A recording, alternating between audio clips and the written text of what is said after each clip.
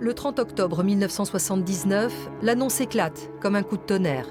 Robert Boulin a été découvert mort dans un étang de la forêt de Rambouillet. Madame, mademoiselle, monsieur, bonjour. Monsieur Robert Boulin est mort. Ces quelques mots sont tombés à 9h34, très exactement ce matin sur nos téléscripteurs. Et depuis, tout le monde politique est comme frappé de stupeur. Monsieur Robert Boulin est mort. Le ministre du Travail s'est vraisemblablement suicidé. Un suicide, c'est immédiatement la thèse qui est avancée par la justice. Le ministre du Travail de Valéry Giscard d'Estaing a été retrouvé dans 40 cm d'eau. Il aurait absorbé des barbituriques. Robert Boulin aurait mis fin à ses jours pour échapper à une mise en cause dans une affaire immobilière. Mais cette version est très vite contestée par la famille du maire de Libourne. Vous savez qu'il y avait 40 anomalies. Il y a dans le dossier, il appert d'une façon formelle que les gens qui sont allés chercher mon mari étaient pleins de boue, avec de la boue jusqu'à mi-cuisse, dans les 60 cm d'eau. Bon. Eh bien, mon mari n'avait de boue ni sur les vêtements, ses mocassins étaient restés à ses pieds et il n'y avait aucune trace de boue. En juin 1983, la famille porte plainte contre X pour homicide volontaire. Le corps de Robert Boulin est exhumé le 7 novembre de la même année.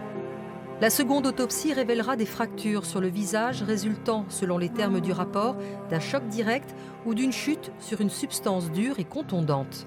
Et lorsqu'elques années après, on veut autopsier les poumons de Robert Boulin, ceux-ci, qui avaient été enterrés dans un cimetière, sont introuvables. Malgré tous ces éléments troublants, un non-lieu est prononcé en septembre 1991. Fabienne Boulin-Burjat, la fille de l'ancien ministre, ne baisse pas les bras.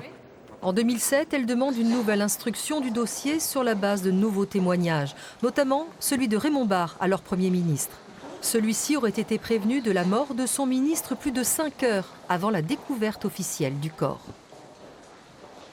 À 3 h du matin, dans la nuit, un coup de téléphone m'apprend on vient de découvrir le corps de M. Boulin qui s'est suicidé.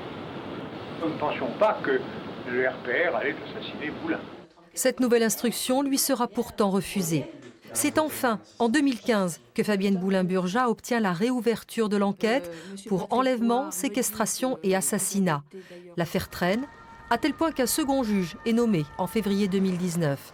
Pour autant, la reconstitution qui avait été demandée par la fille de l'ancien ministre et son avocate reste lettre morte.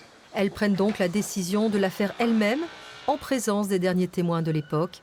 Celle-ci a eu lieu le 28 octobre 2019.